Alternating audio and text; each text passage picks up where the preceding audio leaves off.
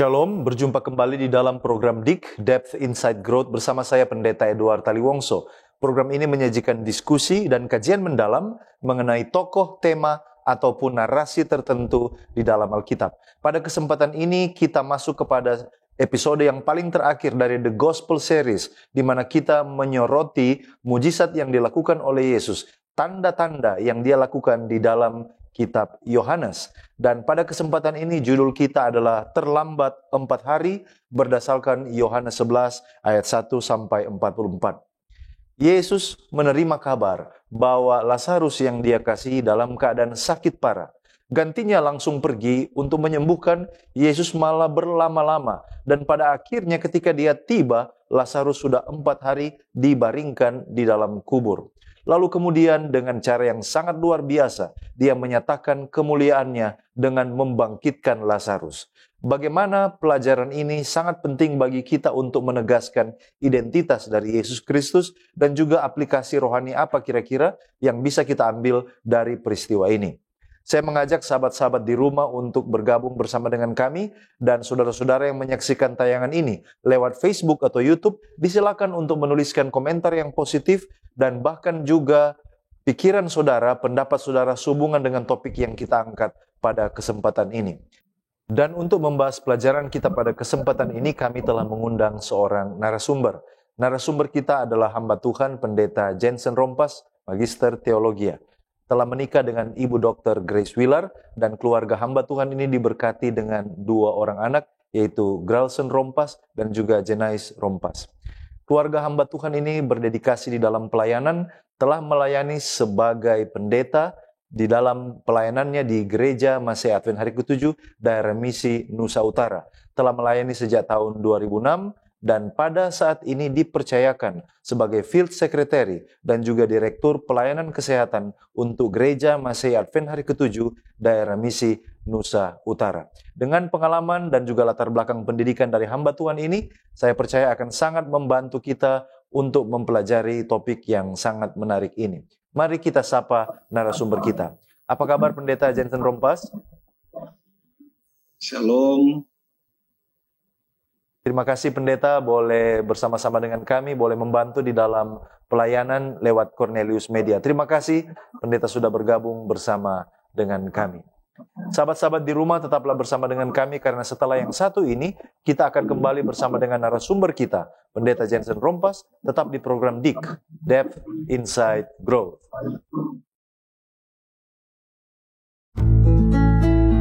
Diskusi dan kajian mendalam mengenai tokoh, tema, atau cerita tertentu di dalam Alkitab. Memberikan motivasi dan bimbingan untuk menggunakan metode yang tepat dalam membaca Alkitab. Selalu saksikan program Depth Insight Growth setiap hari Jumat pukul 19 waktu Indonesia Tengah di YouTube channel Cornelius Media, Bridge to the Truth. Kembali lagi bersama dengan kami di dalam program DIK, Depth Insight Growth, di mana kita mempelajari Alkitab secara mendalam untuk memperluas wawasan dan mengharapkan terjadi pertumbuhan kerohanian. Sahabat-sahabat di rumah, kita akan membaca kitab suci, tetapi sebelumnya, mari kita berdoa. Bapa Tuhan kami mengucap syukur untuk firman-Mu yang selalu memberikan pengharapan dan kekuatan. Seperti pada kesempatan ini, kembali lagi kami akan dikuatkan lewat firman Tuhan. Kiranya urapan Roh Suci-Mu menjadi bagian kami, teristimewa hamba Tuhan Pendeta Jensen Rompas, yang akan menolong di dalam diskusi pada kesempatan ini. Di dalam nama Yesus Kristus kami sudah berdoa. Amin. Sahabat-sahabat di rumah, kami ajak Anda untuk bergabung di dalam pembacaan firman yang menjadi landasan diskusi kita. Mari kita buka di dalam Yohanes pasal 11, ayatnya yang ke-25. Yohanes pasal 11 ayat 25 mengatakan, jawab Yesus, akulah kebangkitan dan hidup. Barang siapa percaya kepadaku, ia akan hidup walaupun ia sudah mati. Demikianlah pembacaan firman kita yang menjadi landasan dari diskusi Alkitab kita pada kesempatan ini. Dan mari kita langsung kepada narasumber kita, Pendeta Jensen Rompas. Ini adalah kisah yang sangat menarik, tapi sebelum kita masuk lebih dalam, ada beberapa informasi latar belakang yang perlu kita ketahui. Yang pertama, kapan peristiwa ini terjadi kira-kira di dalam periode pelayanan Yesus, lalu kemudian informasi yang bisa pendeta bagikan sehubungan dengan lokasi kejadian atau peristiwa ini terjadi. Disilakan pendeta. Baik, terima kasih. Umat-umat Tuhan dimanapun Anda berada, senang boleh bersama-sama pada saat ini. Dan saat ini kita ada pada pembahasan yang sangat menarik bagi saya secara pribadi, karena ini berbicara tentang kehidupan dan kematian. Dan kita akan membaca secara khusus dan mempelajari tentang Yohanes pasal 11, mulai ayat 1 sampai ayatnya yang ke-42. Tapi yang menarik daripada cerita ini mulai dari pada latar belakang daripada penulisan akan kitab ini dan pasal ini. Peristiwa ini terjadi menjelang akhir dari pelayanan Yesus, bahkan mendekat pada menjelang penyalibannya dan mengakhiri pelayanannya di dunia ini. Dan secara lebih spesifik, saudara, umat-umat Tuhan dimanapun Anda berada, Anda boleh membaca dalam Yohanes pasal 11, bahwa peristiwa ini terjadi menjelang Paskah orang Yahudi, yang merupakan acara penting dalam kalender daripada orang Yahudi. Dan lebih menarik lagi, peristiwa ini terjadi, lokasinya sekitar 2 mil di sebelah Yerusalem, sebelah timur Yerusalem, di desa Betania, yang dimana tempat ini adalah merupakan tempat tinggal daripada Maria, Marta, dan Lazarus. Mungkin itu dulu informasi yang kita boleh sampaikan tentang latar belakang daripada kejadian ini. Baik, terima kasih pendeta. Jadi ini adalah menjelang atau sebelum Yesus disalibkan ya. Lalu kemudian pendeta sudah sampaikan tadi lokasinya di Betania. Nah, informasi selanjutnya kalau kita bicara tentang konteks. Setelah peristiwa ini, apa yang akan terjadi selanjutnya menurut yang dicatat di dalam Injil Yohanes? Baik, terima kasih. Ini menarik karena cerita ini bicara tentang kebangkitan daripada Lazarus, daripada kematian. Setelah dari peristiwa kebangkitan itu, ini yang menarik. Injil Yohanes menceritakan mengenai reaksi dan dari apa yang terjadi dalam kejadian itu yang dialami oleh orang-orang yang ada di tempat itu.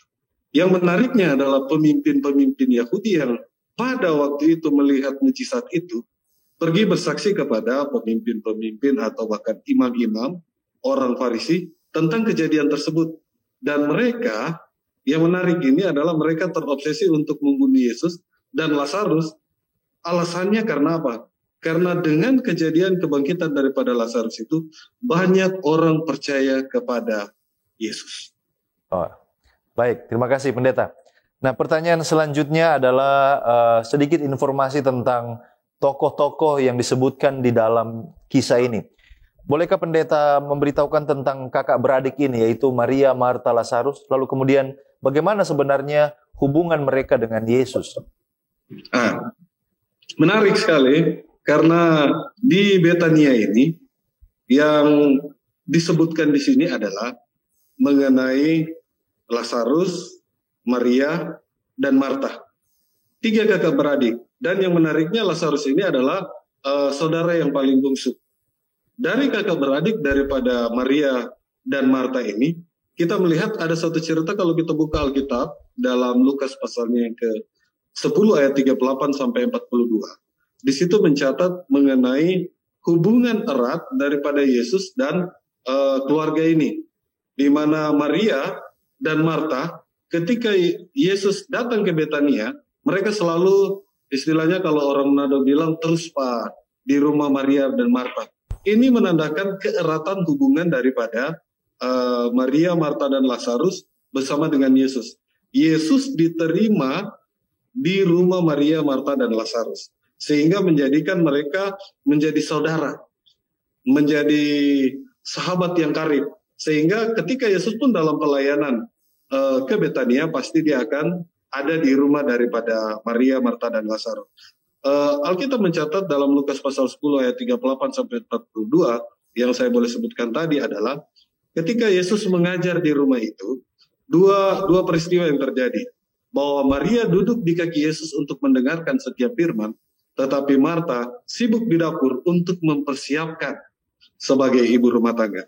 Ini juga yang sering terjadi dalam kehidupan kita, yang dalam pelajaran ini mungkin ada yang sementara mendengarkan, tapi mungkin juga ada yang sementara menyiapkan segala sesuatu. Ya. Itu Pendeta Taliwangso. Baik, terima kasih Pendeta. Nah, pertanyaan selanjutnya adalah tentang apa sesungguhnya masalah yang terjadi di dalam kisah ini. Oke, terima kasih Pendeta Taliwangso. Ini menarik karena kisah utama dalam Yohanes pasal 11 ini menyoroti tentang kematian daripada sakitnya Lazarus, meninggalnya, dan kebangkitannya.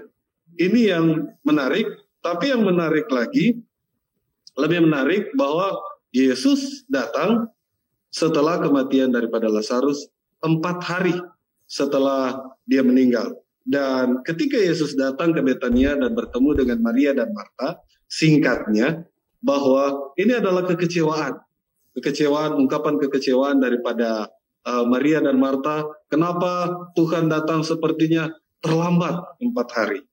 Dan mungkin ini akan kita dalami, sehingga ini akan menjadi pokok masalah yang akan kita bahas pada saat ini. Baik, terima kasih Pendeta. Ini informasi pendahuluan yang sudah kita dengarkan, mempersiapkan kita untuk masuk lebih dalam. Nah, sekarang mari kita mulai masuk kepada cerita ini. Kalau kita baca di dalam Yohanes 11 ayat 6, di sana dikatakan, setelah Yesus mendengar bahwa Lazarus sakit, ia sengaja tinggal 2 hari lagi di tempat di mana dia berada. Nah, yang ini pasti muncul pertanyaan, mengapa Yesus melakukan ini? Apakah Yesus tidak peduli dengan situasi gawat yang dia dengar disampaikan? Bagaimana Pendeta melihat hal ini? Baik, terima kasih. Ini menarik memang. Kalau melihat dari latar belakangnya, kedekatan antara Yesus bersama dengan keluarga dari Maria, Marta, dan Lazarus, seharusnya ketika Yesus menerima pesan ini, dia mungkin kalau terima kesan begini, orang langsung tidak, istilahnya tanda kutip, tidak hitung 3, langsung berangkat. Tapi di sini menariknya Alkitab jelas mencatat apa yang sudah dibacakan tadi dalam ayat 6, bahwa setelah mendengar itu, Yesus sengaja, ada tulis di sengaja, dia tinggal berapa hari lagi? 2 hari. Sengaja 2 hari dia tinggal di tempat itu, dan setelah mendengar akan berita bahwa Lazarus sedang sakit. Pastinya kalau bilang acara Lazarus sedang sakit, berarti ini sakit parah ya. Tapi tindakan daripada Yesus ini bukan menunjukkan ketidakpedulian Yesus, tetapi sebenarnya memiliki maksud dan tujuan yang lebih dalam untuk apa hubungan dia dengan keluarga ini. Ada beberapa hal yang perlu saya sampaikan dalam peristiwa ini. Kalau saudara boleh buka dalam Yohanes pasal 11 ayat 6 tentang kenapa Yesus sengaja. Yang pertama yang saya boleh sampaikan adalah, pertama untuk menyatakan kebijaksanaan Allah. Dalam kebijaksanaan Allah ini, Yesus bertindak sesuai dengan kebijaksanaan dan kehendak Allah. Penundaan ini memungkinkan untuk suatu hal yang berbeda, yaitu Yesus akan membuat mujizat yang lebih besar dalam kemuliaan Allah dinyatakan melalui hal yang penting. Bukan cuma Yesus datang, kalau Yesus datang waktu dia sakit, pastinya dia akan disembuhkan. Tetapi ketika Yesus datang pada waktu dia meninggal, ini ada satu yang menarik, yaitu Yesus akan datang dan menyatakan melalui kebangkitan daripada Lazarus dari kematian. Yang kedua, kalau tadi bicara mengenai kebijaksanaan Allah, ini juga akan menjadi pelajaran iman bagi orang-orang yang ada di tempat itu. Ketika penundaan itu terjadi, hal yang paling buruk terjadi adalah kematian daripada Lazarus. Tapi di sini dinyatakan bahwa iman dari orang-orang yang terlibat dalam peristiwa ini Alkitab mencatat ada beberapa orang yang disebutkan di sana adalah Maria dan Marta, dan disebutkan juga di situ ada orang-orang dan ada pemimpin-pemimpin Yahudi. Yang menarik di sini adalah dalam pengajaran iman ini, Maria dan Marta dan bukan pengikutnya dapat dikuatkan dengan peristiwa ini. Dalam pengalaman ini boleh menguatkan iman mereka dan melihat secara langsung kuasanya Tuhan yang luar biasa. Dan yang ketiga adalah persiapan daripada pernyataan kemuliaan Allah. kedatangan Yesus setelah 4 hari kematian Lazarus memungkinkan situasi yang paling suram dan putus asa. Kenapa? Karena di sini pernyataannya bahwa Lazarus sudah meninggal 4 hari. Dan kalau sudah 4 hari meninggal, pastinya istilahnya sudah berbau. Dan kondisi yang tidak memungkinkan. Tetapi kebangkitan Lazarus menjadi bukti yang nyata bahwa kemuliaan Allah itu dinyatakan melalui kebangkitan daripada Lazarus. Di sini kita melihat bahwa Yesus penuh kasih dan perhatian. Tetapi tindakannya kadang-kadang tidak dapat kita pahami sebagai manusia biasa. Karena tujuannya adalah untuk memberikan pelajaran dan pengalaman untuk memperkuat iman kita dan melihat bagaimana Allah menyatakan kemuliaannya secara besar dalam kehidupan kita. Jadi peristiwa ini menjadi peristiwa yang membangun, mempersiapkan, dan melihat kemuliaan Allah. Itu mungkin informasi yang boleh sampaikan. Baik. Terima kasih Pendeta. Jadi bukan karena Yesus tidak peduli ya, tetapi ada hal yang lebih dalam daripada itu. Ketika kita membaca, ketika Yesus mendengarkan informasi bahwa Lazarus sakit, maka dia mengajak murid-muridnya untuk kembali ke Yudea. Nah, disinilah murid-murid enggan untuk kembali ke Yudea karena katanya Yesus beberapa waktu yang lalu hendak dilempari di sana. Artinya ingin dibunuh di sana. Bagaimana Pendeta melihat hal ini? Mengapa sesungguhnya Yesus ini dimusuhi? Oke, ini menarik karena dalam pelayanan Yesus selalu diterima di semua tempat. Ya. Tetapi di tempat-tempat tertentu dia diterima, tapi juga dimusuhi. Di Betania juga ini ada, kalau kita melihat ini ada latar belakang yang di mana Yesus pernah ingin dibunuh di sana. Tetapi ketika Yesus berkata akan ke sana, ini yang menarik. Bahwa Yesus dimusuhi oleh beberapa orang, terutama pemimpin-pemimpin agama Yahudi waktu itu. Karena dia mengancam kedudukan mereka, dan ajaran-ajarannya sering bertentangan dengan tradisi, bahkan otoritas agama Yahudi pada saat itu. Dan mungkin ada beberapa alasan yang boleh saya sampaikan mengenai peristiwa ini. Yang pertama, melatar belakangi mengapa pemimpin-pemimpin Yahudi waktu itu istilahnya tidak senang kepada Yesus karena pertama, pengajaran dan otoritasnya Yesus itu berbeda dengan ajaran-ajaran yang pada saat itu.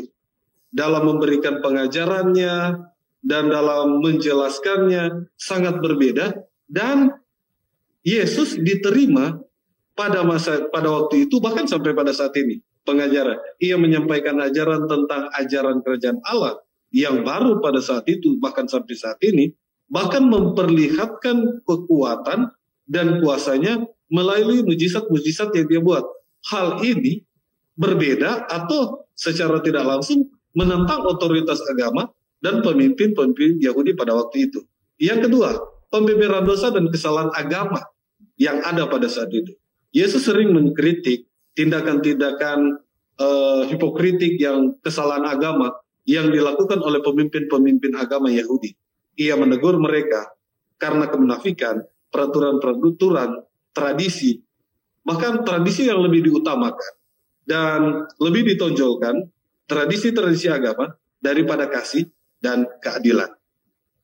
Berikutnya, kenapa terjadi penolakan? Penolakan terhadap tradisi otoritas. Dan otoritas. Yesus juga menentang otoritas agama yang menunjukkan bahwa ajarannya memiliki otoritas yang lebih tinggi daripada ajarannya waktu itu. Ajaran yang ada pada waktu itu. Ia menunjukkan bahwa hukum-hukum dan peraturan-peraturan tradisional harus dilihat dalam konteks kasih dan keadilan.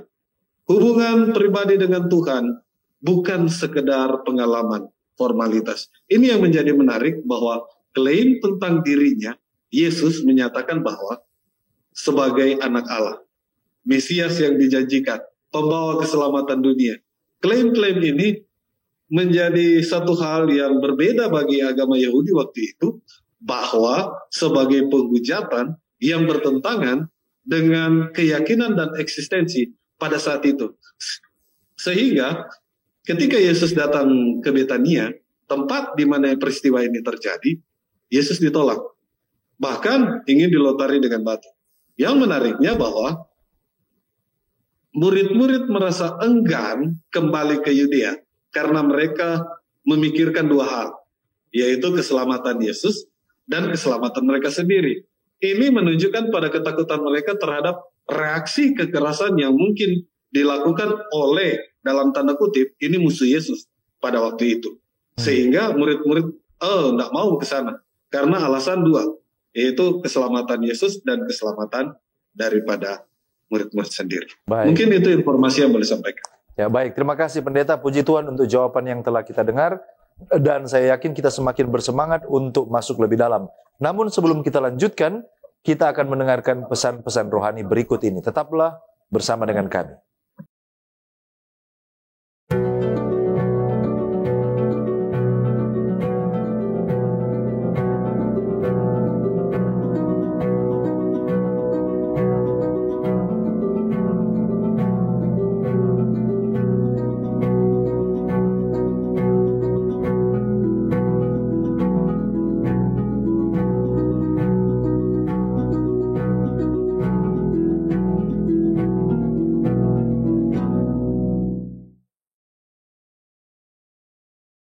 Masih di program DIG, Depth Insight Growth, dan bagi sahabat-sahabat yang baru bergabung, topik yang kita angkat pada kesempatan ini adalah terlambat 4 hari berdasarkan Yohanes pasal 11. Dan kita sementara berbicara tentang bagaimana Yesus membangkitkan Lazarus. Mari kita kembali mendalami pelajaran ini. Kita akan bertanya lagi kepada narasumber kita, hamba Tuhan Pendeta Jensen Rompas.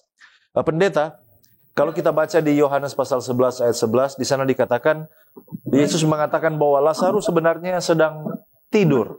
Nah, apa maksud di balik ucapan Yesus ini? Bagaimana Pendeta melihat hal ini? Baik, terima kasih Pendeta Taliwangso. Ini menarik karena kita tahu, baru kita baca tentang Yohanes pasal 11 ini bicara mengenai Lazarus dibangkitkan. Tetapi dalam cerita ini Yohanes 11 ayat 11, Yesus menyatakan bahwa Lazarus sementara tidur. Nah, kalau kita lihat secara Alkitab kita, dan kita melihat apa arti kata daripada kata tidur ini, kalau kita buka dalam bahasa Greka, dia diterjemahkan koimao. Koimao, asleep atau sleep, maka dia disebutkan sampai 18 kali dalam perjanjian baru. Dan ini merujuk kepada kata tidur. Dan di sini ketika Yesus mengatakan kepada murid-murid bahwa Lazarus sedang tidur dalam Yohanes pasal 11 ayat 11 ini, ia mengatakan ungkapan ini sebagai perumpamaan atau metafora atau untuk menyatakan bahwa Lazarus telah apa? Meninggal. Hal ini dapat dimengerti dalam konteks cerita yang sementara berlangsung ini, bahwa peristiwa ini, berita ini datang bahwa Lazarus sudah meninggal. Dan Yesus berbicara kepada murid-murid menginformasikan bahwa Lazarus telah meninggal. Namun Yesus menyatakan bahwa Lazarus sedang apa? Sedang tidur. Yesus tahu bahwa Lazarus sudah mati. Tapi ketika dia menyampaikan ini kepada murid-muridnya, dia katakan Lazarus sedang tidur. Dan untuk mengungkapkan kematian Lazarus, ada sesuatu yang sementara bahwa Yesus akan membangkitkan daripada Lazarus. Yesus menggunakan istilah tidur ini untuk merujuk kepada kematian. Kalau kita lihat dalam bahasa asli tadi, koimao, asleep atau sleep, dia tidur. Karena dalam pandangannya, kematian bagi orang percaya adalah seperti tidur yang sementara. Ini yang menarik.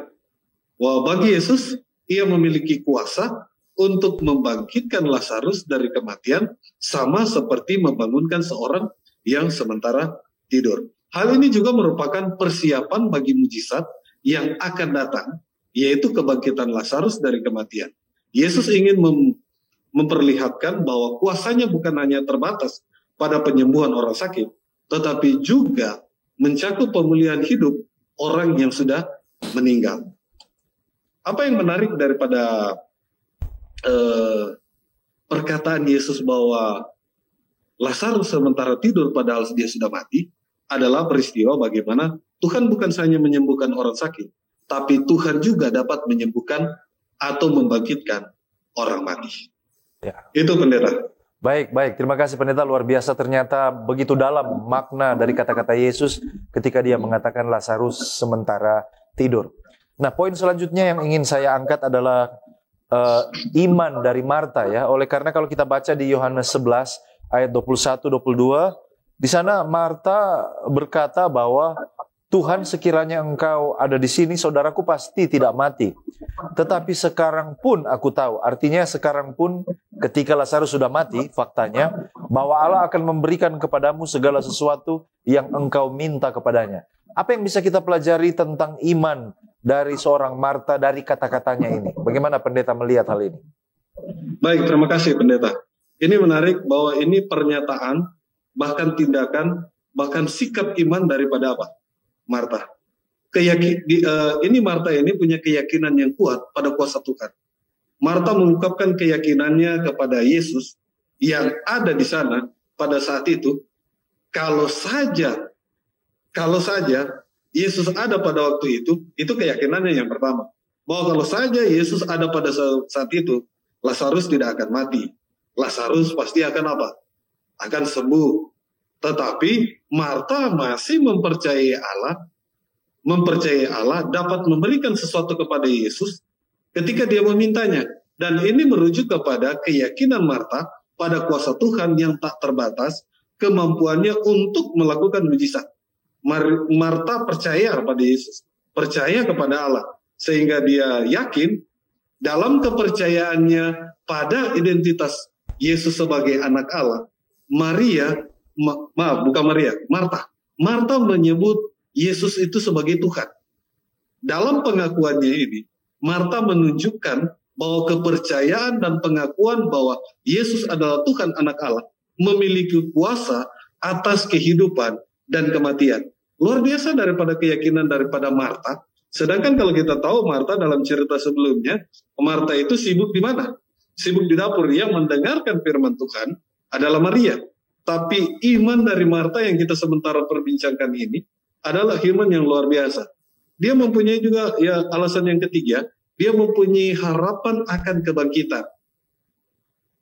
Harapannya diungkapkan kepada Yesus bahwa meskipun Lazarus telah meninggal atau telah mati, Marta meyakini, menyatakan keyakinannya kepada Allah dan memberikan segala sesuatu kepada Yesus ketika dia memintanya. Dan ini menunjukkan bahwa Marta memiliki harapan kebangkitan, yaitu keyakinan bahwa akan ada kehidupan setelah kematian, dan Yesus memiliki kuasa untuk membangkitkan orang mati.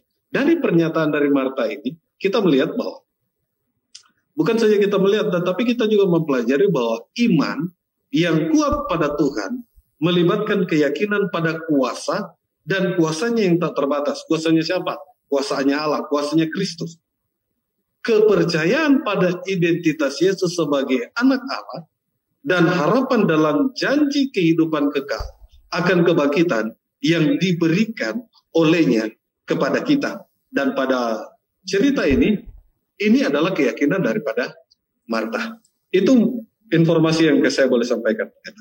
Baik, terima kasih pendeta. Nah, selanjutnya bahwa ungkapan Marta tentang kebangkitan pada akhir zaman, kalau kita baca di ayatnya yang ke-24, Marta katakan, aku tahu bahwa ia akan bangkit pada kebangkitan hari yang terakhir atau pada akhir zaman. Bagaimana pendeta melihat pengertian dari kata-kata Marta ini tentang kebangkitan pada akhir zaman? Oke, mari kita lihat. Ini konteksnya, dia percaya, terus sebelumnya, bahwa dia percaya kepada siapa? Dia percaya kepada Allah, dia percaya juga kepada Kristus. Bahkan Yesus sebagai otoritasnya sebagai anak Allah, dia percaya. Maka ini perkataannya. Marta berkata kepadanya, aku tahu bahwa ia akan bangkit pada kebangkitan pada hari terakhir. Ini keyakinan Marta. Pengertian kebangkitan pada akhir zaman yang dikemukakan oleh Marta menuju kepada keyakinan dan pengharapan dari doktrin kebangkitan oleh orang Yahudi pada waktu itu. Menurut keyakinan orang Yahudi pada waktu itu adalah pada akhir zaman, yaitu pada akhir zaman, pada hari terakhir atau akhir zaman, semua orang yang telah meninggal akan dibangkitkan kembali oleh Allah dan mempertanggungjawabkan hidup mereka. Marta meyakini bahwa Lazarus akan bangkit pada hari terakhir, yaitu pada hari akhir zaman. Pernyataan ini mengungkapkan keyakinan daripada Marta bahwa kebangkitan bukan hanya terjadi pada masa depan, tetapi merupakan bagian daripada rencana Allah yang melibatkan kehidupan setelah kematian. Pengertian ini sejalan dengan ajaran Yesus tentang kehidupan kekal dan kebangkitan dalam Injil Yohanes. Yesus kemudian mengatakan keyakinan, menguatkan dan menyatakan keyakinan Marta dengan menunjukkan kuasanya dalam membangkitkan Lazarus dari kematian, yang merupakan tanda dan penggenapan dari kebangkitan yang akan datang, yaitu pada akhir zaman. Dalam konteks ini, kita lihat bahwa pengertian kebangkitan pada akhir zaman yang dikemukakan oleh Marta mengandung harapan, hidup kekal, keadilan, akhir yang akan datang saat Allah menggenapi janjinya dalam kematian orang berdosa. Itu Baik. Pendeta. Baik, terima kasih Pendeta. Nah, sekarang kita mencoba mendalami ayat yang paling sering dikutip kalau kita membaca Yohanes pasal 11, yaitu kata-kata Yesus di Yohanes 11 ayatnya yang ke-25. Akulah kebangkitan dan hidup, barang siapa percaya kepadaku, dia akan hidup walaupun sudah mati. Saya percaya ini ada makna teologis yang dalam dari kata-kata Yesus ini. Bagaimana Pendeta melihat makna teologis dari ucapan Yesus ini? Menarik apa yang disampaikan ini, dan kita perlu lihat kembali. Ini pernyataan Yesus yang perlu kita lihat secara mendalam. Akulah kebangkitan dan hidup.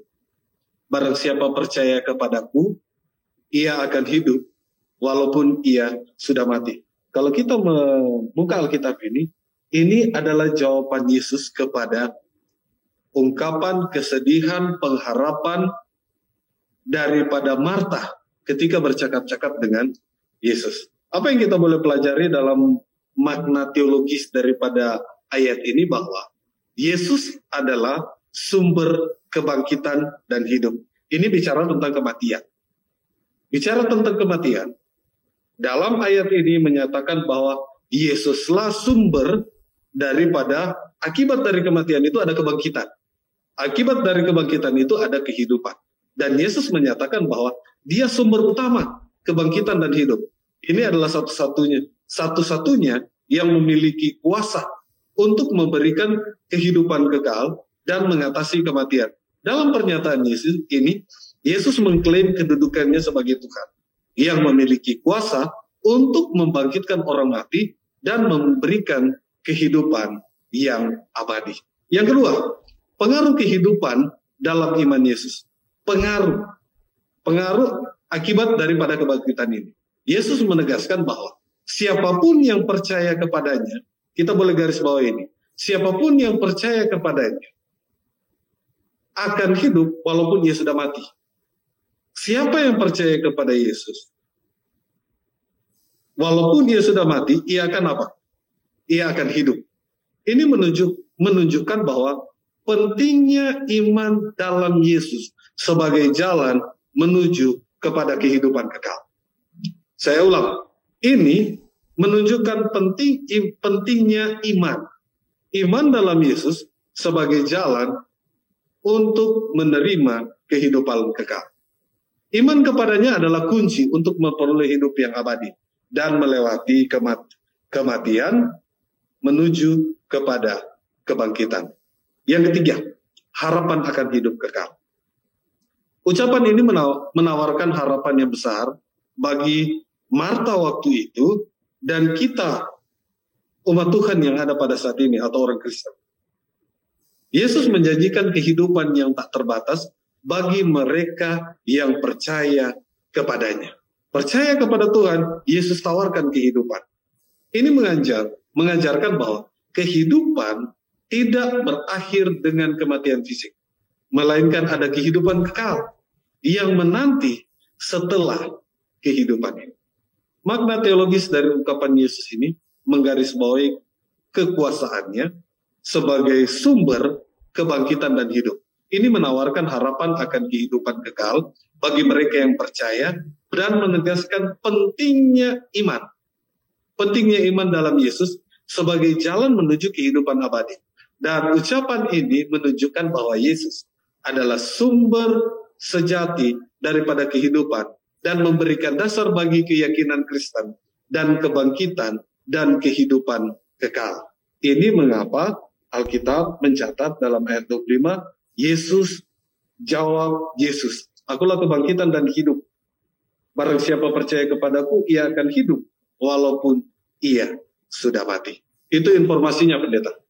Baik, terima kasih Pendeta, luar biasa sudah membantu kita untuk memahami topik yang sangat menarik pada kesempatan ini, di mana kita melihat di balik kata-kata Yesus ternyata ada kuasa, ada pengharapan, dan ada jaminan. Sahabat-sahabat sekalian, terima kasih kita sudah bersama sejauh ini, dan masih ada beberapa pertanyaan lagi yang akan terus kita gali dari cerita ini. Oleh karena itu jangan kemana-mana, tetaplah bersama dengan kami, tetap di program DIG, Depth Inside Growth.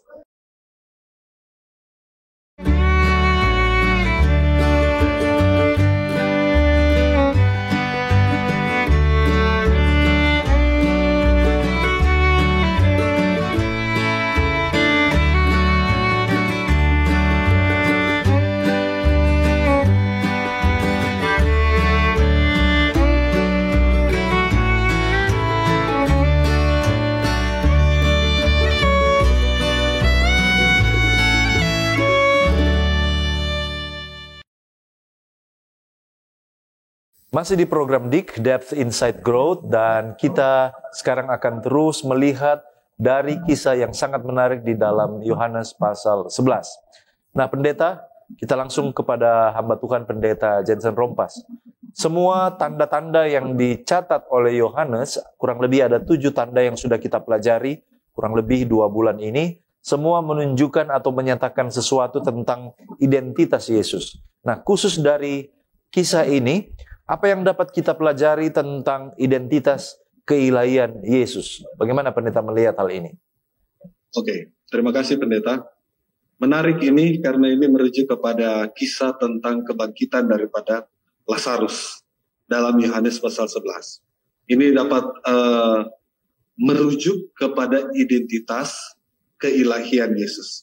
Kalau kita pelajari, saya dapati ada pertama, kuasa atas hidup dan kematian ada di dalam Kristus. Dalam kisah ini Yesus memperlihatkan kuasanya yang luar biasa dengan membangkitkan Lazarus dari kematian. Hal ini menunjukkan bahwa Yesus memiliki otoritas dan kuasa untuk melampaui batas-batas manusia. Hanya Allah yang memiliki kuasa untuk membangkitkan orang mati. Dan tindakan Yesus ini menunjukkan bahwa identitasnya sebagai Allah yang memiliki kuasa atas hidup dan kematian. Yang kedua, pernyataan sebagai kebangkitan dan hidup. Dalam percakapannya dengan Marta, Yesus mengaku sebagai kebangkitan dan hidup. 11 ayat 25 dalam buku Yohanes. Ini menunjukkan bahwa dia adalah sumber kehidupan yang sejati, dan hanya melalui iman kepadanya seorang dapat memperoleh hidup yang kekal. Identitasnya sebagai sumber kehidupan menunjukkan bahwa dia bukan hanya sebagai seorang guru atau seorang nabi, tetapi dia itu Allah sendiri. Yang ketiga, keselarasan dengan kehendak Bapa. Selama kisah ini, Yesus secara konstan menunjukkan keselarasan dalam hubungannya dengan kehendak Bapa. Ia menyatakan bahwa segala yang ia lakukan adalah karena kehendak Bapa dan untuk kemuliaannya. Ini menunjukkan bahwa identitasnya sebagai anak yang diutus oleh Bapa untuk melakukan karya keselamatan, memenuhi rencananya. Penerimaan berikutnya, yang keempat adalah penerimaan dan pengakuan iman. Melalui kebangkitan Lazarus, Yesus menguji iman orang yang hadir di sana. Beberapa percaya dan mengakuinya sebagai Mesias, tapi sementara yang lain tetap tidak percaya atau tidak menerima. Hal ini menunjukkan bahwa identitasnya sebagai Allah yang hidup dan keilahiannya tidak dapat diabaikan atau disepelekan. Penegasannya adalah iman dan keilahiannya merupakan tanggapan yang tepat terhadap tanda-tanda dan mujizat yang lakukan, sehingga ini menyatakan identitasnya sebagai Allah. Melalui kisah ini kita dapat melihat bahwa Yesus Kristus adalah Allah yang hidup. Dia adalah Allah yang hidup yang memiliki otoritas atas hidup dan kematian. Dan dalam sumber kehidupan sejati ini, ia atau anak Allah yang diutus oleh Bapa untuk menyelamatkan dan memberikan kehidupan kepada mereka yang percaya kepadanya. Identitas keilahian ini diperlihatkan dengan jelas. Melalui tindakan-tindakannya, respon orang-orang terhadapnya dalam menunjukkan bahwa dia adalah anak Allah. Itu pendeta. Baik, terima kasih. Luar biasa identitas Yesus Kristus yang dinyatakan lewat tanda yang dicatat oleh Yohanes ini. Dan pendeta, sebelum kita akan tutup, apakah mungkin dari tulisan yang diinspirasikan ada hal yang sangat menarik, kutipan yang menarik sehubungan dengan kisah ini yang boleh pendeta bagikan untuk kita semua?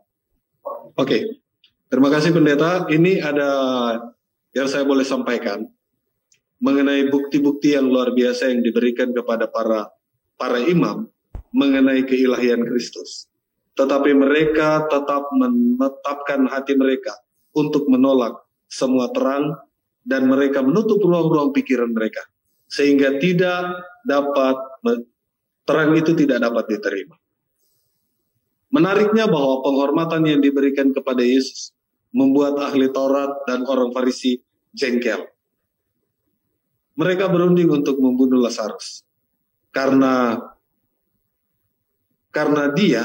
kebangkitan Lazarus, banyak orang Yahudi percaya kepada Yesus.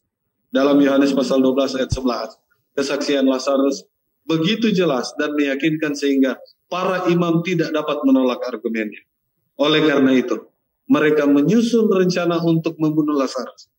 Mereka menunjukkan bahwa untuk membunuh Lazarus secara diam-diam, dengan demikian akan mengurangi publisitas tentang kematian dan kebangkitan. Menurut mereka, tujuan akhir untuk menghalalkan segala cara, tetapi mereka tidak dapat memanggil Nikodemus dan Yusuf dari Arimatea ke Mahkamah Agama, karena dengan demikian rencana pembunuhan itu akan ditentang. Mereka tidak dapat mengajukan dakwaan apapun terhadap Lazarus. Namun daripada mengakui bukti yang tidak dapat disangka, mereka merencanakan untuk membunuhnya. Demikian juga yang akan dilakukan manusia ketika mereka memisahkan diri dari Allah. Ketika kepercayaan menguasai pikiran, hati akan menggores dan tidak ada kekuatan yang dapat melembutkannya. Ini adalah tulisan dalam buku manuskrip halaman 47, 20 Mei 1897. Ya. Ini adalah ungkapan yang menurut saya sangat signifikan. Ketika Lazarus boleh dibangkitkan, banyak orang percaya. Tapi ada di sisi lain yang tidak senang. Ini menjadi pelajaran bagi kita bahwa tujuan kita, fokus kita, iman kita hanya ada di dalam Yesus. Pendeta Taliwongso. Baik, terima kasih pendeta, luar biasa. Dan sungguh sangat menarik diskusi dan pendalaman kita pada kesempatan ini. Dan saya percaya kita semua sangat terberkati lewat diskusi ini. Namun karena waktu, kita tiba kepada bagian rangkuman pembahasan. Dan sebagai kesimpulan dari pembahasan kita ini, bolehkah hamba Tuhan Pendeta Jensen Rompas memberikan manfaat-manfaat rohani, pelajaran-pelajaran rohani yang boleh kita bawa pulang? Disilakan. Apa pelajaran rohani yang kita boleh dapatkan dalam pelajaran ini, Pak? 1, kita orang besar, orang kecil,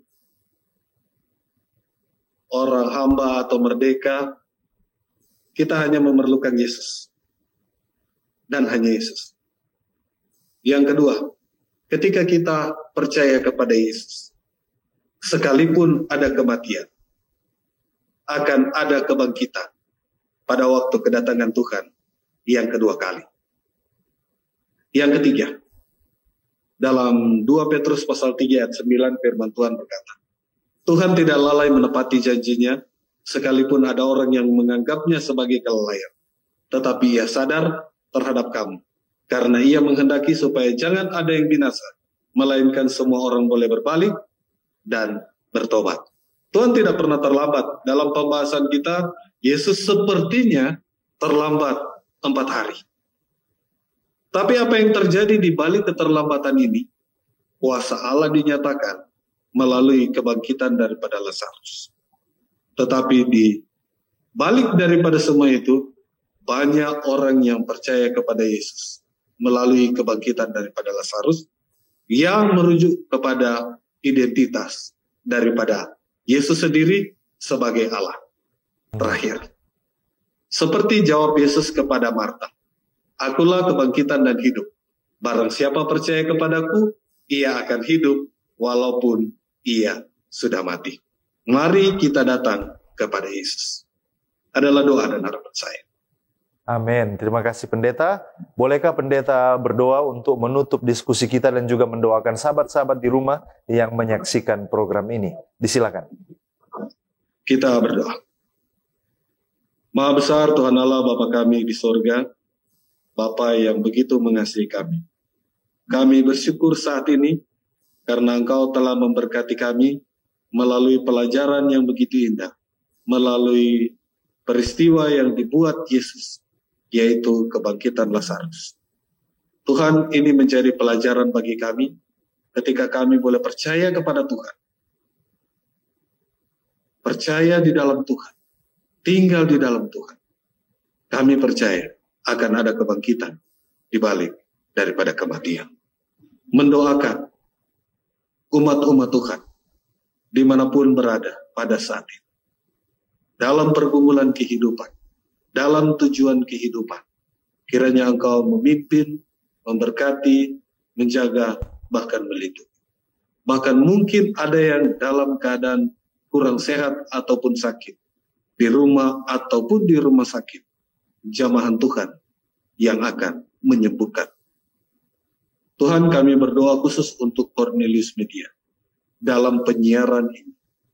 Tuhan tolong berkati, supaya banyak orang boleh mendengarkan pekabaran-pekabaran seperti ini, dan boleh menuntun kami untuk datang kepada Tuhan di dalam kehidupan kami, bahkan di dalam kami menanti kedatangan Tuhan yang kedua kali. Berkati semua kru, bahkan hamba Tuhan Pendeta Taliwongso, diberikan kekuatan bahkan kesehatan. Kami semua pada saat ini, biarlah berkat kasih karunia Allah Bapa di sorga, yang melampaui segala akal manusia, boleh memberkati, menjaga, bahkan melindungi kami. Di dalam nama Tuhan Yesus Juru Selamat, penebus dosa kami. Amin. Amin. Puji Tuhan untuk pembahasan topik yang sangat menarik pada kesempatan ini, dan saya mengucapkan terima kasih kepada narasumber kita, Pendeta Jensen Rompas. Terima kasih sudah membagikan berkat rohani bagi kita semua. Tuhan Yesus memberkati pendeta bersama dengan keluarga dalam pelayanan yang sudah ditentukan di daerah misi Nusa Utara. Dan juga saya mengucapkan terima kasih kepada sahabat-sahabat di rumah yang tetap setia bersama dengan kami sampai saat ini. Bahkan kepada sahabat-sahabat Hope Channel Indonesia yang terus menyaksikan program-program dari Cornelius Media. Saya percaya kita akan bertumbuh bersama ketika kita mencintai firman Tuhan. Dan sahabat-sahabat sekalian, jika Anda telah diberkati lewat pelayanan media ini, berkenan kiranya saudara untuk follow, like, atau subscribe akun media sosial kami dan bagikan link tayangan ini kepada orang-orang terkasih. Saya Pendeta Edward Taliwongso dan kru yang bertugas undur diri. Terima kasih untuk perhatian saudara. Kita akan jumpa kembali pada episode yang mendatang. Shalom.